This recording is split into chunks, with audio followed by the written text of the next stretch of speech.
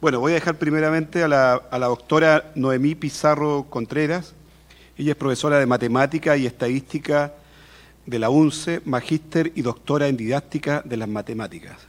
Y actualmente es académica del Departamento de Educación de la Facultad de Educación y Humanidades de nuestra universidad. Su exposición, tal como aparece acá, la investigación en didáctica como apoyo a la formación de profesores. Vamos a dar 20 minutos, Noemí, ¿ya? Y después dejamos una ronda de preguntas abierta. Hola, buenos días. Como dijo Alberto, soy Noemí. Muchas gracias por estar en la presentación. El tema que nos compete hoy es la investigación en didáctica como apoyo a la formación de profesores. Formación de profesores, me imagino que todos los que están acá han observado que está en el centro del debate público y político la carrera docente. En las noticias de ayer, por ejemplo, se refirieron al tema. Por lo tanto, las políticas públicas apuntan al desarrollo profesional del profesor. Podemos escuchar conceptos como formación docente, prueba inicia, profesores de excelencia. Bueno, todos estos conceptos, además de ser de interés de la política pública, es de un interés bastante interesante para la investigación. Es por ello que tenemos una línea de investigación que trata sobre formación de profesores. Pero antes de hablar de formación de profesores, tenemos que hablar de un concepto fundamental, que es didáctica. La pregunta que viene a continuación es un lugar común en todas las cátedras de didáctica que se están dictando desde hace algún tiempo en Chile y en nuestro país. ¿Qué entendemos por didáctica? Cuando hago esa pregunta, las respuestas comunes, tanto de los futuros profesores como de los profesores, se relacionan con lo lúdico, con el material concreto, incluso con una clase entretenida. Pero muy pocas veces hablamos de un proceso de enseñanza. Chevallard, desde Francia, en el año 86, presentó un paper sobre la transposición didáctica, es decir, sobre la adecuación del saber erudito al saber escolar, al saber enseñado y al saber aprendido, en la cual había un sistema didáctico que algunos le llaman la tríada didáctica, en la que encontramos tres polos: al estudiante, al profesor y al contenido. Las últimas investigaciones han mostrado que en un proceso de enseñanza y para el aprendizaje es el profesor el principal factor del éxito o fracaso que pueda tener. Y cuando hablamos de contenido, nos referimos ahí a una didáctica específica. Es por ello que no podemos hablar de didácticas generales. Cuando hablamos de didáctica general es en realidad por una traducción que se realizó de pedagogía. Porque si hablamos de didáctica general, estamos hablando de teorías de aprendizaje o de modelos pedagógicos. De la zona, por ejemplo, tenemos los estadios de Piaget, por ejemplo, la zona de desarrollo próximo de Vygotsky, o el aprendizaje significativo de Ausubel. Pero cuando hablamos de una didáctica específica del contenido, estamos hablando de conocimiento matemático, de conocimiento del lenguaje, conocimiento de la historia. Es por ello que yo, como didacta de matemática, no podría enfrentar una cátedra de didáctica del lenguaje español, a pesar de ser nativa castellana. ¿Por qué? Porque no conozco el contenido para la enseñanza del lenguaje. Paralelamente a estas investigaciones en la didáctica francesa que se han desarrollado en Chile, la primera escuela que trajo la didáctica a Chile fue la Católica de Valparaíso. Todos los que hablamos de didáctica en matemática y en ciencias en Chile tenemos alguna relación directa o indirecta con la Católica de Valparaíso. La Universidad de los Lagos y la del Maule, y también la Alberto Hurtado, ahora tienen programas de posgrado en didáctica, pero todos derivan de la Católica de Valparaíso, que tiene una línea francesa. Bueno, en Estados Unidos, en el año 83, Schulman, paralelamente con el desarrollo de la didáctica en Francia, presentaba una conferencia en Texas, que en ese momento fue bastante revolucionaria, porque nos hablaba de la enseñanza para el aprendizaje desde el punto de vista del docente. nos decía, tenemos un conocimiento especializado para enseñar, un conocimiento que es propio del que hace clases, que no necesariamente es matemática o es pedagogía, sino que es propio para la enseñanza de distintas materias. Bueno, él hablaba en términos globales. Y en ese momento, todas las investigaciones en educación apuntaban al aprendiz, a cómo se aprende, no al cómo se enseña. Y las investigaciones en pedagogía tenían que ver con la distribución de la sala, el tiempo que tiene que durar una lección, pero no precisamente a la enseñanza de una disciplina en general. Eso fue en el año 83, y en el 86 presenta un paper en la cual ya habla de este conocimiento para la enseñanza, que lo llamó el paradigma perdido. Y en él se mofa, Schulman, de una frase anglosajona que es bastante famosa, que dice, el que puede hace, y el que no puede enseña. Es decir, ahí estamos en una mirada denigrante de lo que es la enseñanza. Y él dice, no, aquellos que pueden hacen, y aquellos que comprenden enseñan. Por lo tanto, esa frase en el nuevo paradigma ya no tiene un espacio, porque los que comprendemos cierta disciplina podemos enseñarla, pero con eso no basta. Y en el año 86 y 87, él define este conocimiento para la enseñanza, desde mi punto de vista revoluciona la investigación en educación y en todas las disciplinas, hablando que es un conocimiento que va más allá del tema de la materia per se y que llega a la dimensión del conocimiento del tema de la materia para la enseñanza.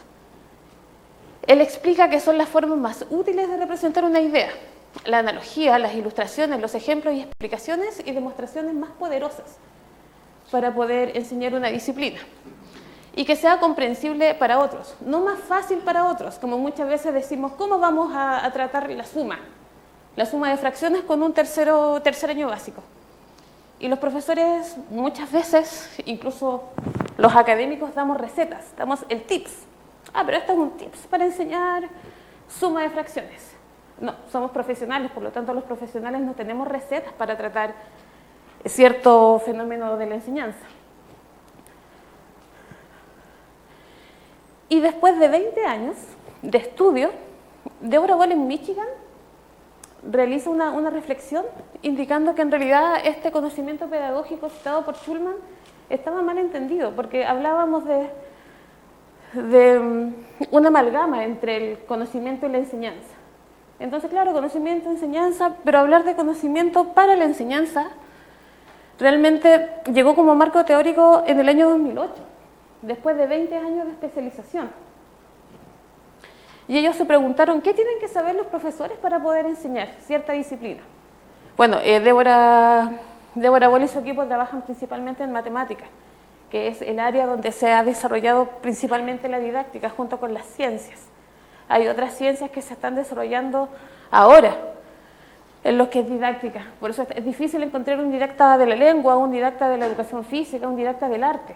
Las didactas de las matemáticas son los que principalmente se están formando a raíz de que es una de las asignaturas más complejas en el mundo entero, más complejas para ser enseñadas y aprendidas, ¿ya? Que en realidad si tuviesen una buena enseñanza no tendrían por qué tener tanta dificultad para ser aprendidas. Bueno, el MKT es una de las bases de marco teórico para todas las distintas líneas que se han seguido desarrollando en Londres y en España. Bueno, yo estudié en Barcelona, sin embargo, hice una pasantía en Huelva, una pequeña universidad que tiene una escuela de investigación en didáctica bastante potente, donde están desarrollando el conocimiento especializado para el profesor de matemáticas. Bueno, este es un hexágono que me imagino que de allá a lo mejor no lo ven muy bien, pero si pueden observar, tenemos 6 subdivisiones del aprendizaje. Una de ellas habla del conocimiento matemático, del mathematical knowledge, y la otra es el conocimiento pedagógico, del contenido.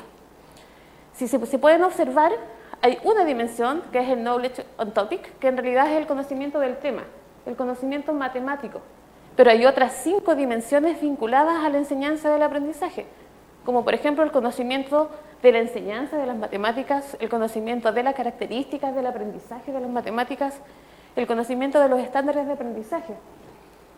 Ahora que están metiendo tanto ruido en lo que es la enseñanza en nuestro país, donde ya se presentaron las orientaciones, donde nos entregan estándares profesionales para los profesores tanto de educación parvular, enseñanza básica y enseñanza media. El conocimiento de la práctica de la matemática, el conocimiento de la estructura de la matemática, que no es igual la estructura de la matemática que observa un matemático y la que observa un profesor de matemáticas. Son intereses distintos. Por ejemplo, si observamos las razones y proporciones a nivel teórico, están desarrolladas para la enseñanza escolar, solamente como procedimiento, pero conceptualmente en la disciplina no están desarrolladas, porque para el matemático basta una linealidad que se puede observar en los cursos superiores. Pero esa linealidad que es fundamental en matemáticas no está desarrollada. Es más, en la última SOCHIEM que se realizó en Villarrica, estábamos hablando de que el concepto de linealidad debería comenzar en tercer año básico, pero a lo mejor a sus hijos, a sus sobrinos y a ustedes mismos le enseñaron que la multiplicación es una suma iterada. 2 más 2 más 2 más 2, eso es 2 por 4. Pero en realidad es un concepto que está siguiendo un parámetro de linealidad. Pero si hablamos con un profesor de enseñanza básica y les hablamos de la función lineal, por ejemplo, en realidad no comprende esa situación porque es una matemática que no está tratando, pero que sí debería tratar. A raíz de esto, una reflexión personal, pero que sin embargo algunos autores sí lo dicen de otro modo, es que para enseñar no basta saber. No basta saber una disciplina para poder enseñarla. Tenemos otras 5 dimensiones que son propias del educador. Y este conocimiento especializado lo podemos observar en la práctica. Por ello la práctica es fundamental. Es el eje en la formación tanto inicial como continua. El conocimiento es un conocimiento dinámico, donde se observa en la acción que es la práctica. Es por ello que Grossman indica que durante la práctica el profesor aplica y desarrolla el conocimiento, las habilidades y la identidad profesional a lo largo de su aprendizaje en contexto. Y esta práctica se puede desarrollar gracias a la reflexión, a reflexionar sobre la práctica, que como podemos observar paralelos a Schulman, al desarrollo de la didáctica francesa, Chon desde el año 83 ya estaba hablando de los profesionales reflexivos desde la arquitectura, pero que la pedagogía crítica consideró, y ahora hablamos de una reflexión sobre la práctica, que está tanto fuera como dentro del aula. Al momento que estoy planificando, que estoy evaluando, estoy hablando de mi práctica, porque ese es el centro de mi desarrollo de trabajo, y se sustenta en el conocimiento del profesor.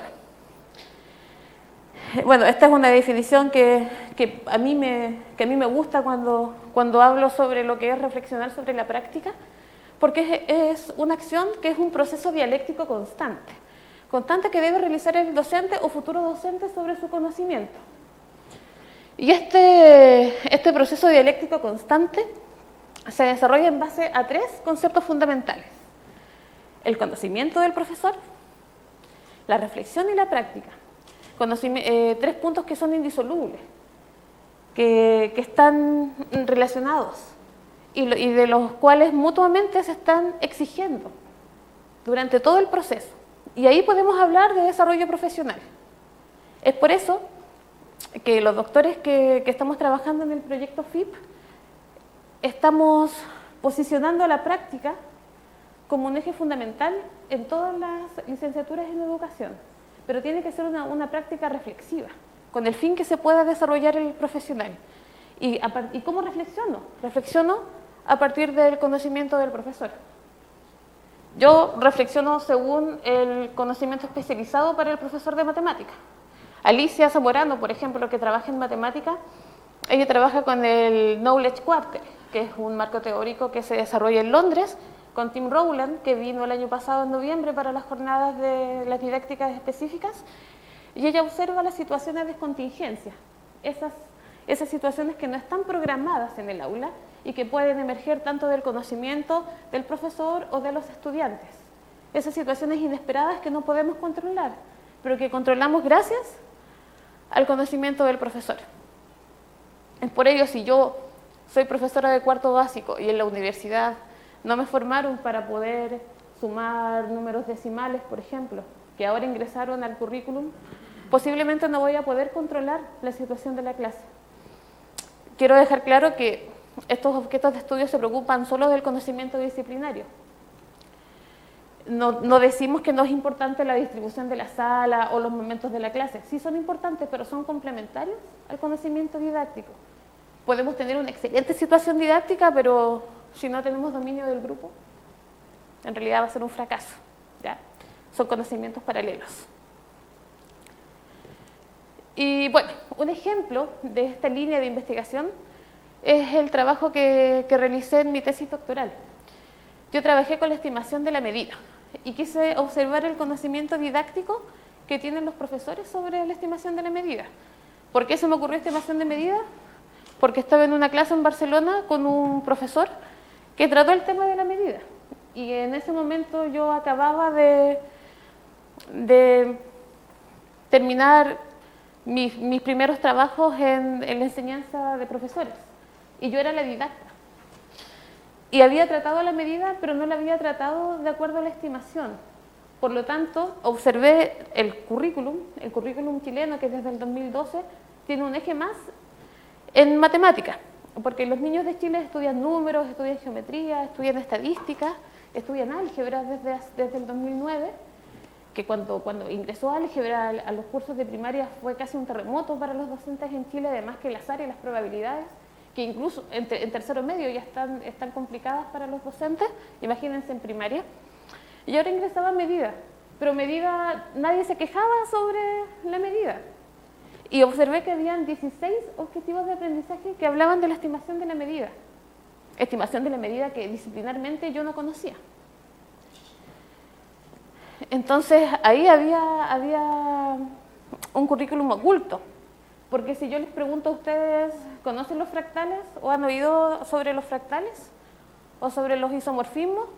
Posiblemente me van a decir que sí o que no. Si es que son matemáticos, sí. Pero si les pregunto por estimación de medida, todos tenemos una idea de estimación de medida. Todos dicen, sí, yo estimo que me puedo estacionar aquí. Y podríamos decir que eso es una estimación de medida. Pero en realidad la estimación de medida es un concepto disciplinario, que no se ha desarrollado y que incluso en la investigación en educación matemática los autores no se ponen de acuerdo, porque la miramos desde la geometría, desde la estadística principalmente, pero el conocimiento real de lo que es la estimación de la medida no se ha desarrollado. Y por lo tanto los profesores tienen bastantes confusiones. Los profesores que participaron en este estudio cualitativo fueron 112 profesores en ejercicio en Santiago de Chile, que están todos estaban en ese momento, en el año 2012, en programas de formación continua.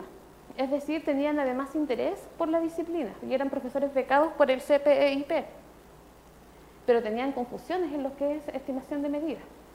No trabajaban con la percepción ni con los referentes que son fundamentales en todas las ciencias. Yo, por ejemplo, en tercero y cuarto medio estaba en el electivo físico-matemático y no tenía idea cuánto era un newton. Para mí el newton era una unidad de medida que me daba resultado cuando trabajaba con física. Pero me daba lo mismo si un camión se movía con 5 newton, con 20 newton o con 1000 newton. Para mí era lo mismo, porque no tenía conciencia de la unidad de medida. Por ejemplo, cuando trabajamos el tiempo con los cursos de primaria, los profesores dicen que trabajan con el reloj. Ellos ven el minuto en un reloj análogo o digital, pero los niños no tienen idea cuánto es un minuto.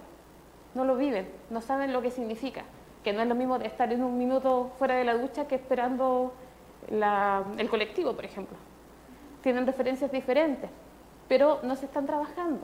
Se está trabajando a nivel abstracto, no a nivel concreto. Y además no en miras de una comprensión de la referencia, de la estimación de la medida. Bueno, ese es el ejemplo de lo que es un trabajo dentro de la línea de investigación del profesorado. Para terminar, les quiero dejar un cómic que para mí son pequeñas ideas que pueden sintetizar lo que he dicho. Y bueno, abierta a cualquier pregunta.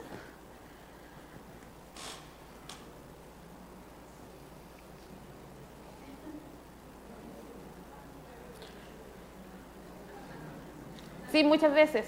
Pero si les enseñé métodos numéricos, que nadie aprendió, ¿sí? No sé si hay alguna pregunta.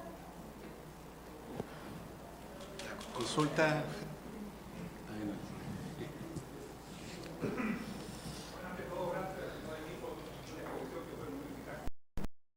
Un aplauso primero.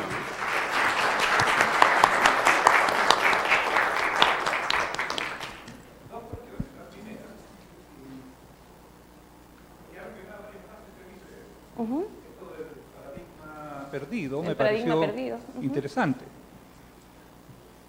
Quiero saber si entendí bien que el paradigma perdido en cierta manera, a lo mejor no toda, pero es un retorno a que el problema central pedagógico es que los académicos o profesores sepan la materia y que segundo, sepan cómo puede uno hacer que el alumno aprenda esa materia. Si lo he entendido así, bien, le puedo contar un caso. Vengo de una conversación con un programa de mentores, así de tutores en filosofía. Yo soy profesor de filosofía. Yo no uso medios todavía así electrónicos, pero un colega mío lo hace y ha logrado avances importantes, en el sentido de que los chicos que le ayudan, le enseñan a pensar, le enseñan a redactar, le enseñan que diferencien una comparación de una definición, de una interpretación, porque eso es lo que tienen que desarrollar en filosofía para contestar bien las pruebas. Y esa asignatura, que era una asignatura de 40 o más reprobados, en este momento tiene 20 nomás, que es casi lo normal. Entonces, la segunda cuestión viene por ese lado. Los voy a poner a lo mejor en un aprieto, porque es una aplicación a la circunstancia en que estamos en la UTA. Eso que este profesor hace es, o fue, un programa que se llamó Cuba, que se empezó a aplicar en todas las asignaturas. Se cortó porque se pagó ayudante, eso en el fondo. Y está claro que si se usa en asignaturas críticas, ha tenido éxito. Ha tenido éxito en lógica, que es difícil en primer año saber lógica formal y toda la simbólica y la falacia, es complicado. Y ha tenido éxito. Ha tenido éxito en otra asignatura de psicología que también era como tradicionalmente crítica. Entonces, ¿no será este un error de nosotros? No insistir en que los medios, estos audiovisuales actuales, son buenos porque los chiquillos aprenden con ellos y si son bien ayudados, conducidos, tiene éxito. Porque al parecer la concepción que estamos usando ahora del tutor es como del acompañante psicológico, espiritual, pero no el que le ayuda a resolver cómo se aprende la materia. Bueno, usted dijo algo súper importante. Es un medio, pero tengo que ver cómo trato ese medio. Por ejemplo, en matemáticas utilizamos programas como el GeoGebra, que como medio es bastante interesante. O por ejemplo, en historia utilizan mucho los videos. Medios interesantes, pero ¿cómo los vamos a trabajar? Por ejemplo, el GeoGebra en matemáticas se utiliza como dibujador. Entonces, para el profesor es mucho más fácil poder dibujar dos rectas perpendiculares con un graficador que con una regla y un compás. Pero, a ver, en la reflexión tengo que dar cuenta si realmente a mis alumnos les está facilitando el aprendizaje o está siendo más fácil para mí. Si observamos las clases, nos damos cuenta que en realidad es más fácil para el profesor, porque no tengo que estar con los instrumentos que son bastante pesados y porque queda clarísimo en la pizarra la visualización de las rectas perpendiculares. Pero el estudiante no es el protagonista de la sala. Entonces, claro, ahí depende del maestro. Por eso que somos el foco principal en la enseñanza para el aprendizaje. Ya no estamos en el paradigma enseñanza-aprendizaje, sino que es una enseñanza con un fin, que en el fin es para el aprendizaje. Entonces, claro, el medio es importante. Por ejemplo, ayer estábamos trabajando en el FIP y ahora hay cursos del uso de TICs, que en realidad las TICs son un medio para el aprendizaje, que tienen que ser parte de las didácticas, pero yo puedo saber mucho de, no sé, SPSS, pero si voy a trabajar en una cátedra de estadística, sin saber estadística, porque hay mucha gente que usa el SPSS sin saber estadística, si no sé estadística y además no lo estoy usando dentro de un curso que puede ser, por ejemplo, una investigación intelectuales. Entonces, claro, a ver, es un error. Yo creo que en realidad estábamos dentro de un paradigma con una tecnología que nos invadió antes que el conocimiento para el profesor. Quizás ese es... Profesor, acá adelante.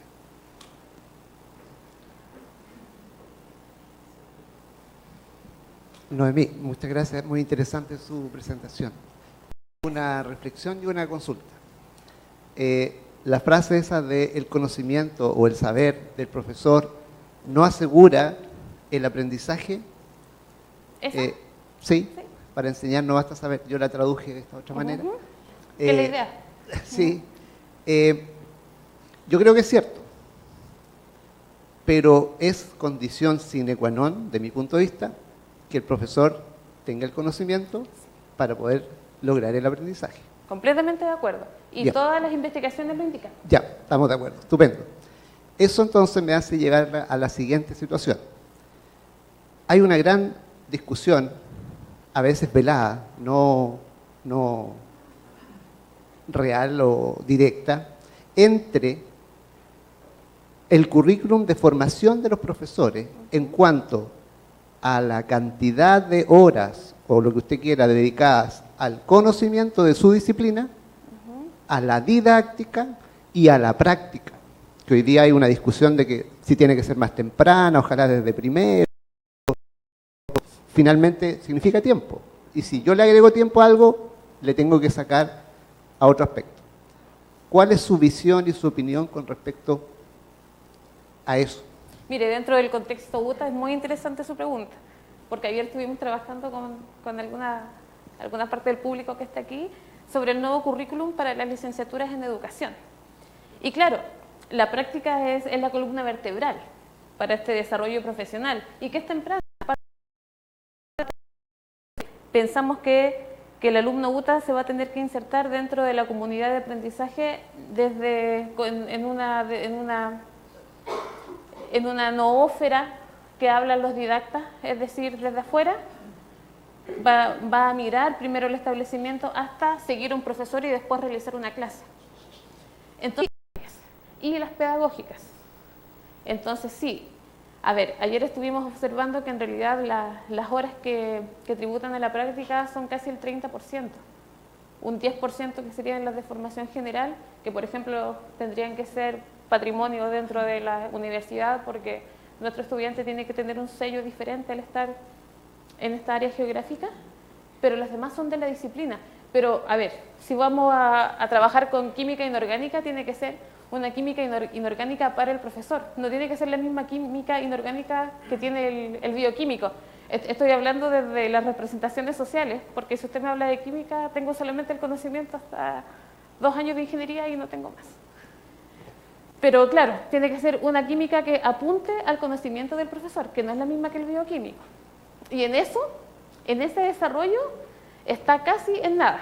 Si ve la revista Estudios Pedagógicos de Valdivia, que es la única Cielo Chile, hay un paper de Claudia Vergara que trabaja en la Universidad Alberto Hurtado y se va a dar cuenta que no hay desarrollo pedagógico de la disciplina por el momento. Por ejemplo, cuando yo hice mi tesis podría haber terminado 6 meses antes si yo hablaba del conocimiento que tenían los profes, pero no lo vinculaba a un marco teórico del conocimiento profesional.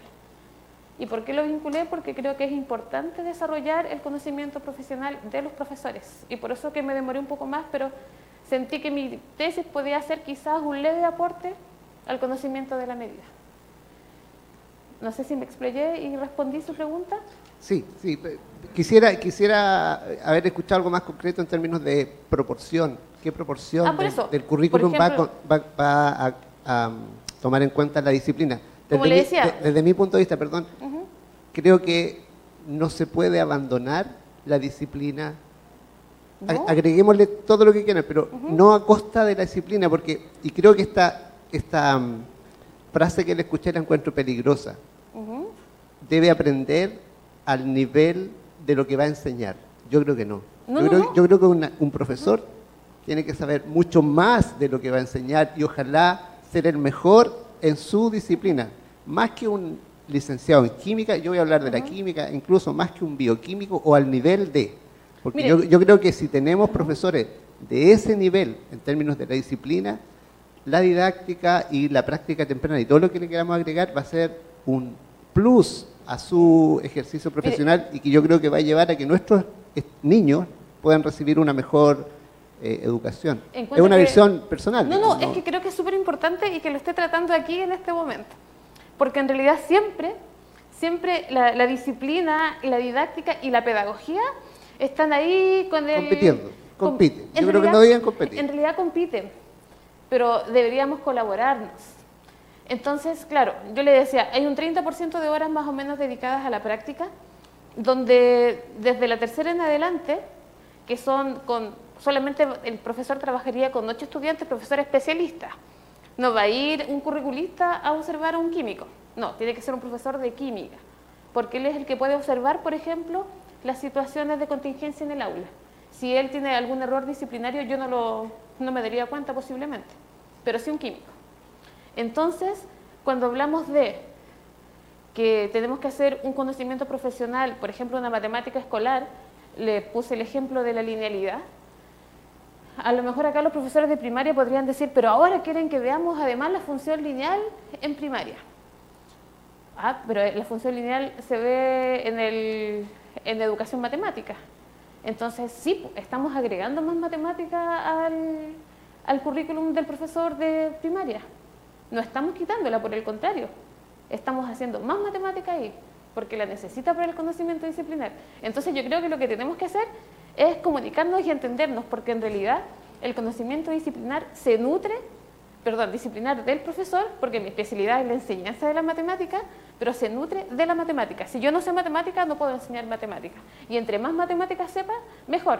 Pero por el contrario, Deborah Boll tiene el caso de la señorita Daniels. La señorita Daniels tenía 2 álgebras lineales, un curso de análisis, pero no era capaz de poder formular una situación que involucrara división de fracciones.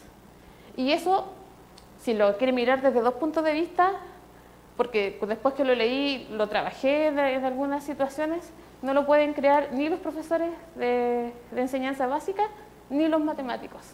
Eso lo tiene que crear un profesor de matemática que tiene un currículum bastante sólido en una formación, tanto disciplinar como pedagógica, y por supuesto didáctica.